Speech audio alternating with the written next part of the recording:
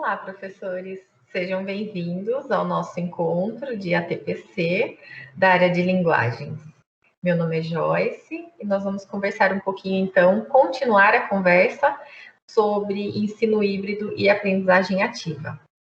Para começar a nossa conversa, eu gostaria de convidar vocês para assistir um videozinho da Fundação Lehman que trata sobre esse assunto.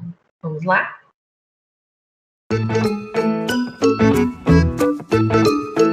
Ensino híbrido. Personalização e tecnologia na educação. Hoje, com a internet, as informações estão disponíveis para qualquer pessoa em qualquer lugar. Novas formas de aprender e ensinar levam o educador a refletir sobre as possibilidades de integração das novas tecnologias digitais ao ensino. Mas só as tecnologias não são suficientes para que cumpram o objetivo de ampliar a conexão com os alunos e potencializar o seu aprendizado. A tecnologia veio como facilitador e potencializador do ensino, abrindo as portas para novas possibilidades de aprendizagem. O ensino de um para muitos, em que o professor explica o mesmo conteúdo para todos, não considera que os alunos aprendem de maneiras diferentes. O ensino híbrido é uma proposta de integração das tecnologias digitais ao ensino, onde o estudante aprende na escola também com o ensino online, possibilitando algum elemento de controle sobre o tempo e o ritmo do aprendizado.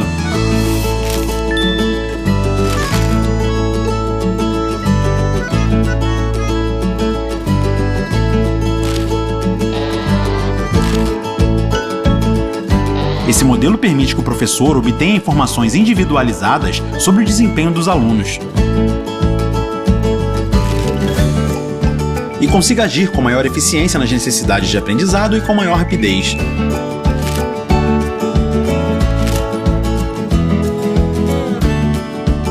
Nesse modelo de ensino, é possível o uso de recursos que auxiliam o professor a elaborar diferentes estratégias, de acordo com as necessidades de seus alunos, favorecendo a personalização do ensino.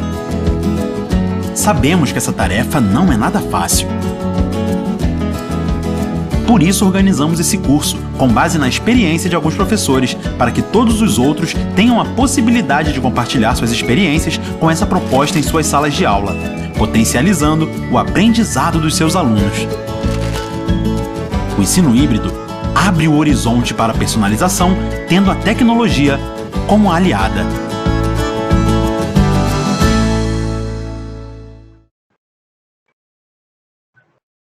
E aí, o que acharam do vídeo? Gostaram? É um videozinho bem autoexplicativo, mas que a gente colocou como um início de conversa. E para continuar esse início de conversa, eu gostaria de falar sobre 3 termos frequentemente confundidos. Então, nós estamos falando de ensino remoto, ensino à distância e ensino híbrido. Qual é a diferença entre esses 3 termos?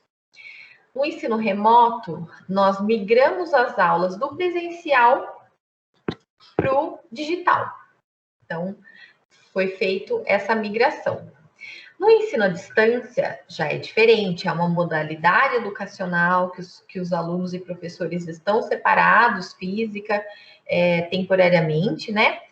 Ou não, e tornando necessária a utilização de meios e tecnologias de informação e comunicação. Então, esse é o ensino à distância, ele é regulamentado, inclusive, é uma outra forma, não é o que nós fizemos aqui na secretaria. Ensino híbrido. Então, o que é o ensino híbrido aqui na secretaria? Então, a abordagem combina aprendizado online com offline, em modelos que se mesclam. De acordo com José Morrano, o ensino híbrido, o currículo é mais flexível, com tempos e espaços integrados. Então, essa integração, a sala de aula não é mais apenas a presencial. Ela pode acontecer também nos espaços digitais, né? O aprendizado ocorre também nos espaços digitais. Então, ou seja, no ensino híbrido, o professor reflete constantemente sobre o que ele pode oferecer ao aluno no online, por meio de recursos digitais, e que o aluno pode fazer no tempo dele, assistir quantas vezes o aluno quiser, exercer o protagonismo do aluno no seu aprendizado. O aluno pode produzir pelo meio digital, e essa produção desse aluno possa trazer informações para que o professor consiga entender como é que esse aluno está aprendendo, quais as atividades que se adaptam melhor a esse aluno. Então, resumindo, né, o ensino híbrido, como nós estamos entendendo, é isso. Só que tem alguns equívocos comuns, né? Nós conversamos no primeiro ATPC e vocês já vieram me trazer, nossa, eu achava que era uma coisa, mas ouvindo o podcast, lendo aquele texto que foi enviado, já não sei se é isso mesmo. Então, alguns equívocos que são bem comuns, que a Lilian Bassic escreveu no texto dela, são os que eu vou falar para vocês agora. Aulas que acontecem no espaço físico da escola e são transmitidas ao vivo para quem está em casa, não se incluem na definição de ensino híbrido. Aulas que acontecem no modelo remoto, com alunos e professores em suas casas, mesmo que combinando o modelo síncrono e assíncrono, não se inclui na definição de ensino híbrido. Enriquecer aulas presenciais com um jogo online, com apresentação de PowerPoint, também não é ensino híbrido.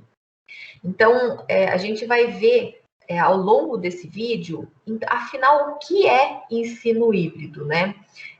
Muita coisa que a gente usa são aprimoramentos das nossas aulas, mas não se encaixam na definição de ensino híbrido. Então, eu vou trazer para vocês agora as características do ensino híbrido. Então, o que precisa ter para eu falar que eu estou dando uma aula nesse modelo de ensino? Eu vou apresentar para vocês aqui o PowerPoint com essas características. Só um minutinho.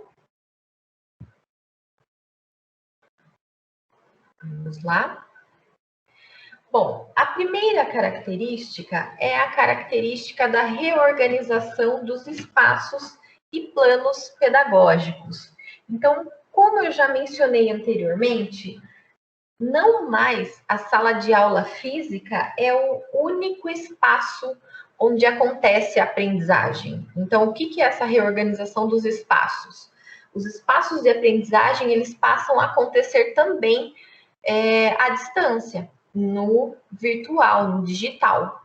E os planos pedagógicos, claro, eles têm que estar contemplando essas características.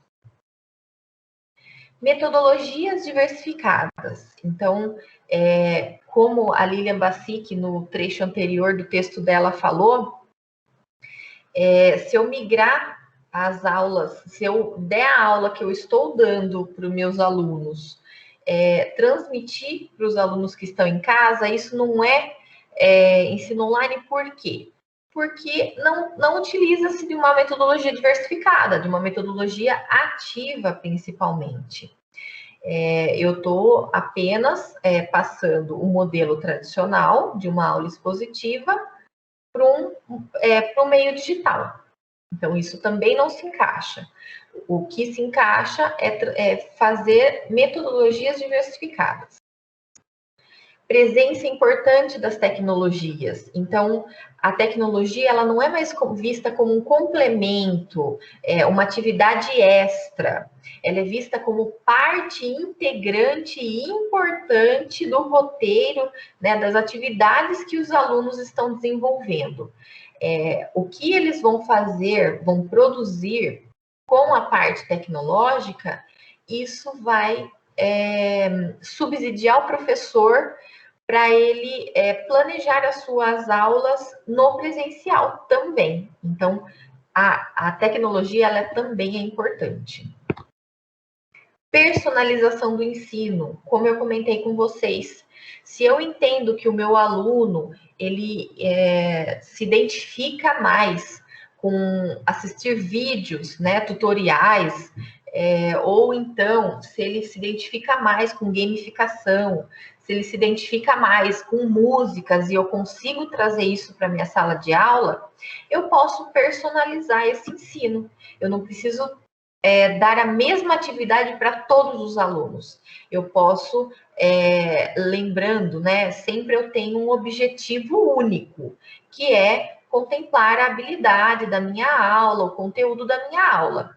Mas como eu vou passar esse conteúdo, no meio digital eu consigo personalizar. Eu consigo mandar atividades personalizadas para cada aluno ou para cada grupo de alunos, né? Depois de um tempo, a gente consegue perceber as afinidades e no que os alunos têm maior potencialidade.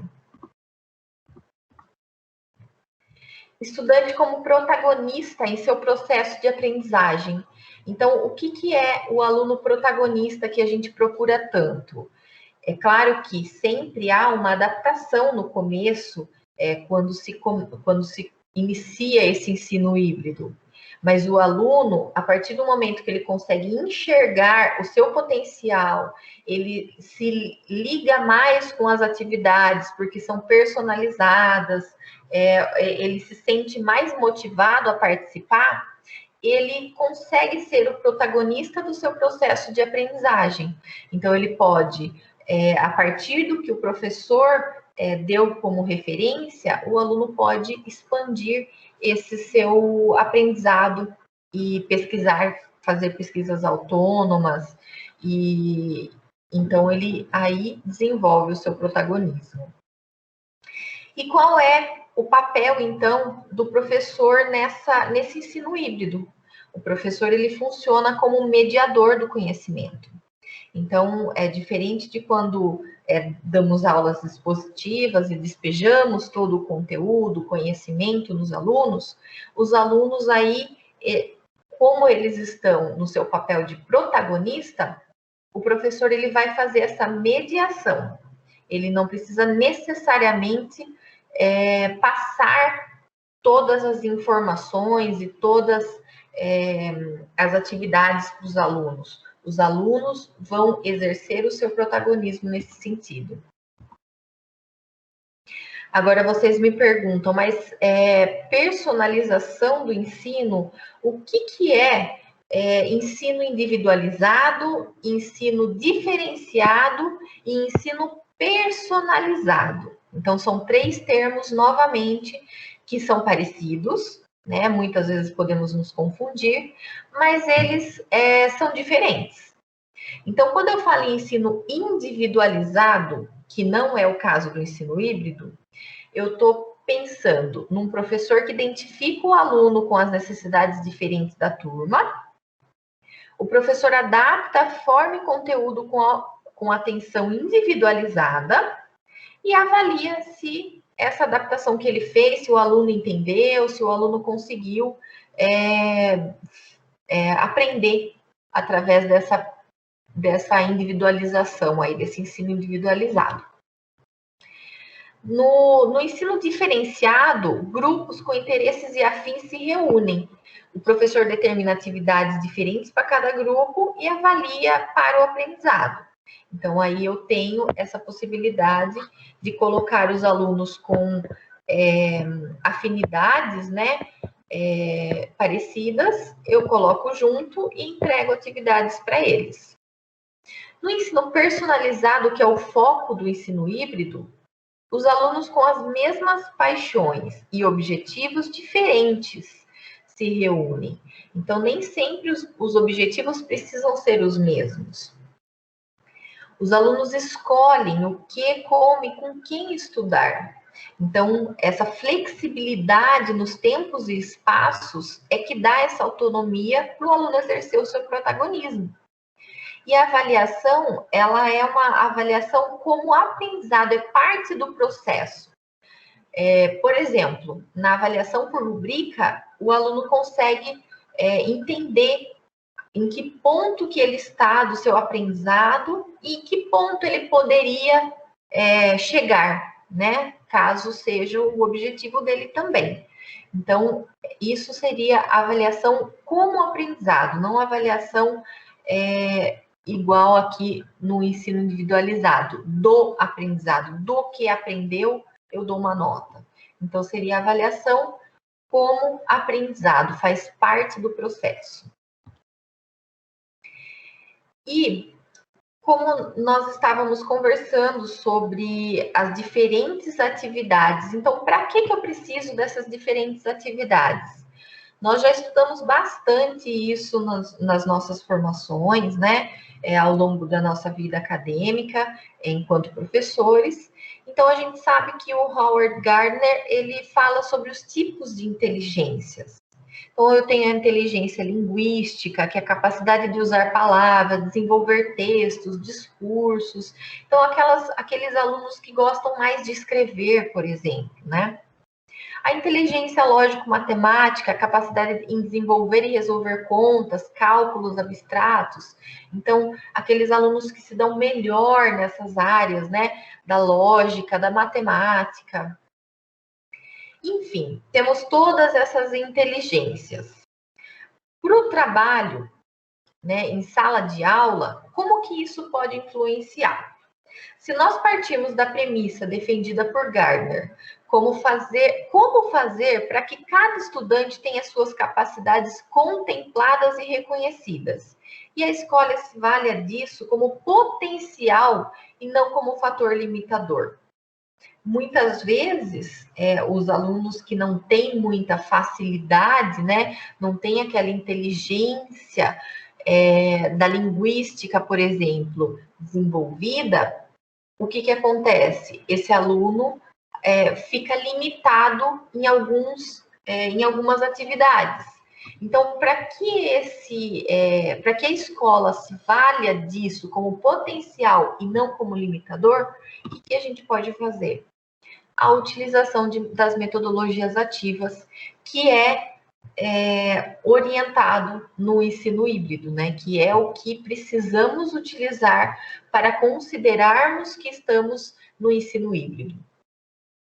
Então, eu vou ler um trecho para vocês das orientações que vieram para o CEL, o Centro de Estudos de Línguas desse ano, que é um documento bastante interessante que vocês conseguem pesquisar e ir mais a fundo nessas questões também. A proposta dessas metodologias prevê um ensino com foco na formação integral do estudante, que terá a oportunidade de desenvolver aprendizagens mediante uma atitude autônoma e participativa. Então, aquela história lá do estudante protagonista. Nesse processo, o jovem passa a ser construtor ativo e confiante de seu próprio conhecimento. Dessa maneira, percebe-se que o processo de ensino-aprendizagem não mais se baseia somente nos espaços físicos, mas também no mundo digital. Por isso, é fundamental que a aprendizagem do estudante se dê dentro de um contexto de interligação entre os dois mundos, o físico e o virtual, de modo que o ambiente sala de aula se estenda para além dos muros da escola. Em outras palavras, a conexão entre esses espaços de aprendizagem deve ser dinâmica, significativa e acessível. Então, é tudo aquilo que a gente já vem conversando. O estudante autônomo, participativo e lógico, nós não vamos ter esse estudante na primeira aula em que nós estamos trabalhando o ensino híbrido. Isso é uma construção, né? Como tudo dentro da escola, tudo é uma construção. Outra coisa aqui importante de ressaltar é que o ensino-aprendizagem não mais se baseia somente nos espaços físicos. Lembra quando eu falei das características, que não é apenas que nós precisamos agora reorganizar espaços físicos e planos pedagógicos para que realmente a gente consiga contemplar o mundo digital nesse sentido. Quais as metodologias que nós aqui nos nossos encontros vamos trabalhar? Hoje, nós vamos trabalhar a sala de aula invertida e a rotação por estação no próximo encontro. Então, hoje a gente vai mergulhar um pouquinho mais na sala de aula invertida. Eu encontrei esse passo a passo no site da Nova Escola, as fontes estão todas aqui embaixo, então vocês podem também explorar depois, né? E aqui está mostrando que o primeiro passo para uma sala de aula invertida seria o conteúdo é introduzido aos alunos antes da aula presencial, ou seja, o primeiro contato é virtual, através de vídeos, videoaulas, resumos, que podem ser explorados individualmente. Então, nesse momento, o aluno ele pode ler os textos, ele pode assistir vídeos, ele pode participar de fóruns e ter contato com o conteúdo da aula. Então, esse primeiro contato pode ser feito de forma virtual. O segundo passo, o aluno pode rever o material caso tenha dificuldade, além de fazer outras pesquisas que aprofundem o tema estudado de acordo com o seu interesse. Esse é o momento em que ele vai levantar as dúvidas, os comentários e complementos que ele vai levar para a sala de aula. Então, é nesse momento que o aluno vai exercer o seu protagonismo e vai poder fazer as suas pesquisas e vai poder rever quantas vezes ele quiser o vídeo que o professor pode ter indicado, ou ler e grifar e fazer, né, as suas anotações para levar para a sala de aula. Então, é nesse momento, é nesse segundo passo. No terceiro passo, esse site está indicando que em sala de aula, os alunos tiram dúvidas e o professor propõe e orienta projetos, atividades e debates acerca do tema.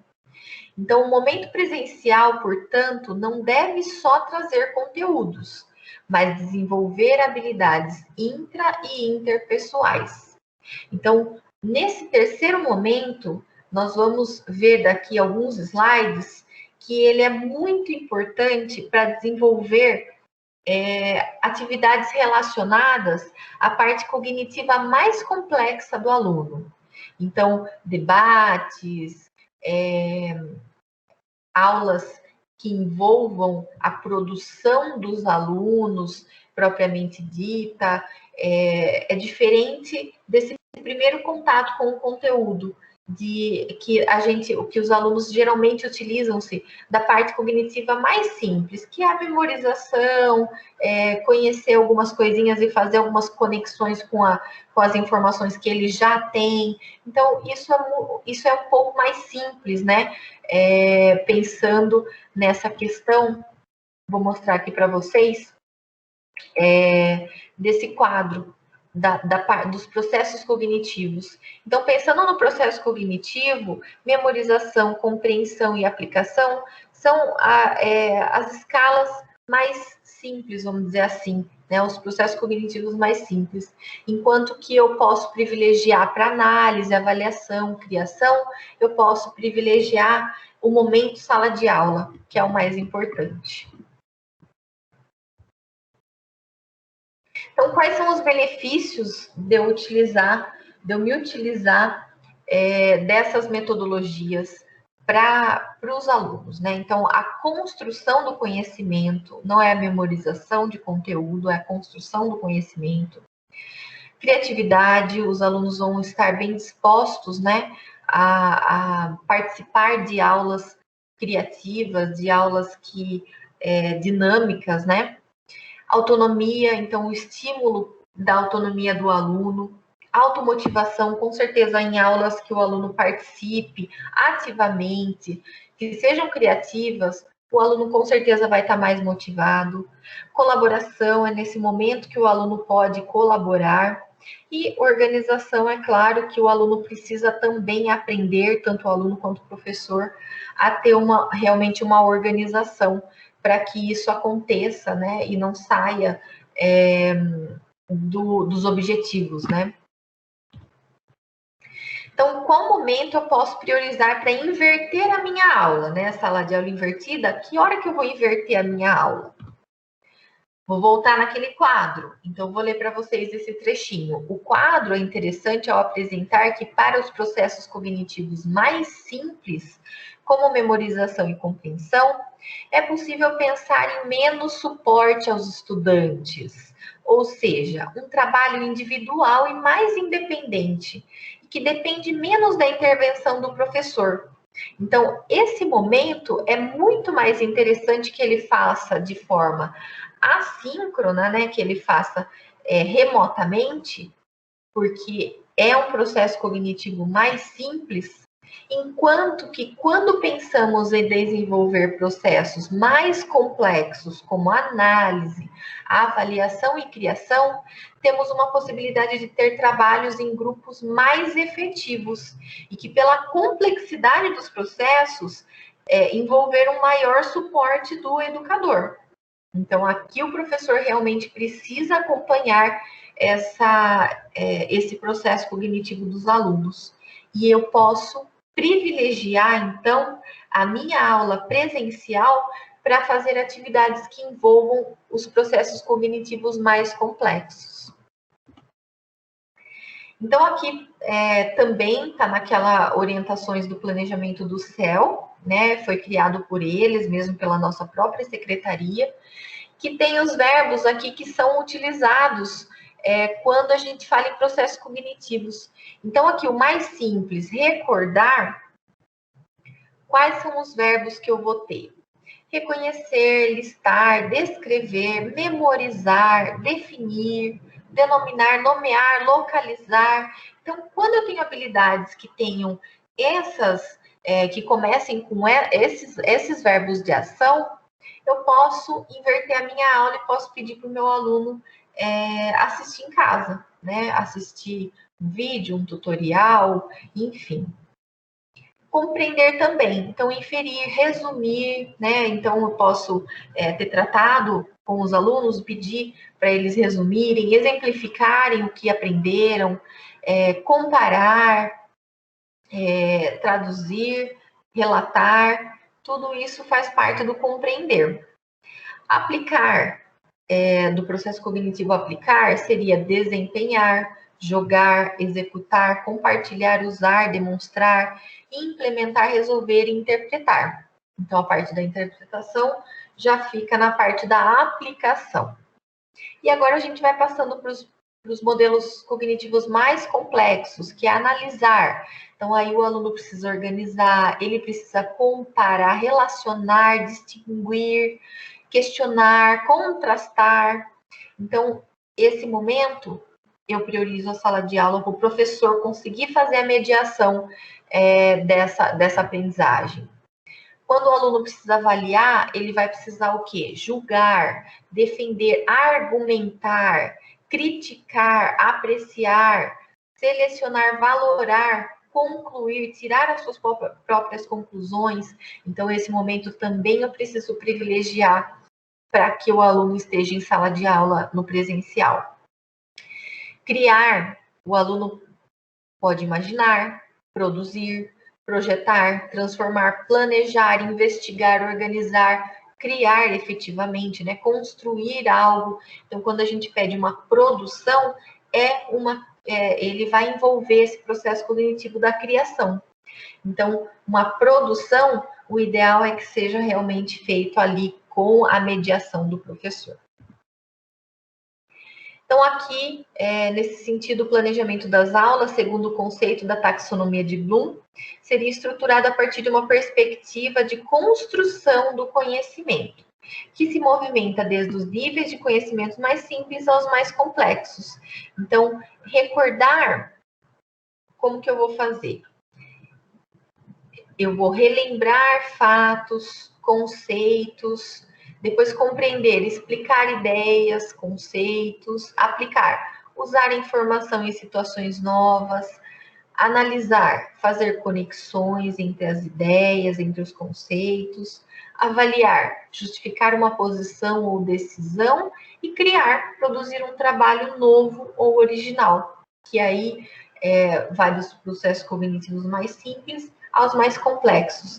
E se formos levar em conta a taxonomia de Bloom que estamos vendo, né, para a estruturação da nossa aula, esse seria o movimento que a gente poderia fazer, lembrando que os 3 primeiros a gente pode fazer de forma invertida, né, de forma, os alunos têm condições de fazer em casa, remotamente, sem muita orientação do professor. É claro que depois ele vai continuar, né, no presencial, para continuar o que ele começou individualmente, e aí ele pode fazer coletivamente com a mediação do professor.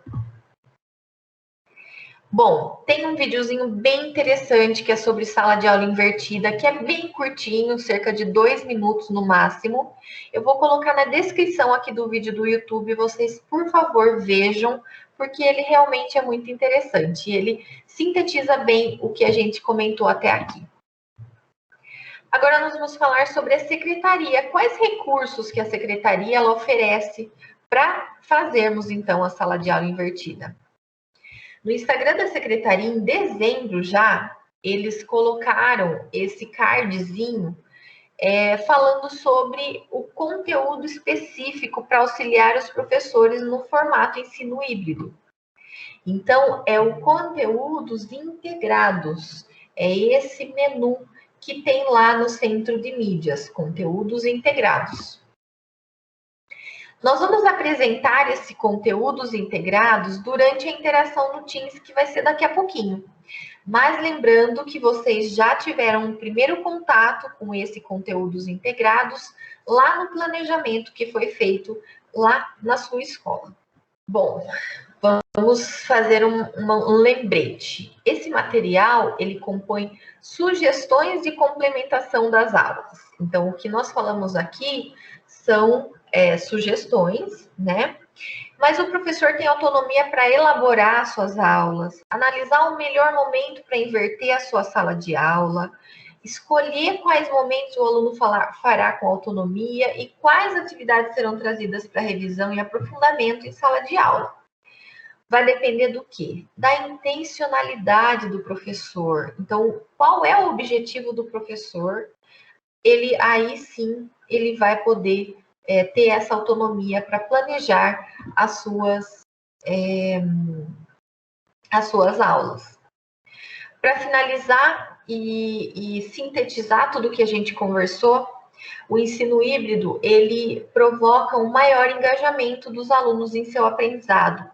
Então, nós já conversamos como isso pode acontecer, com atividades mais criativas, com atividades personalizadas que chamem a atenção dos nossos alunos, né?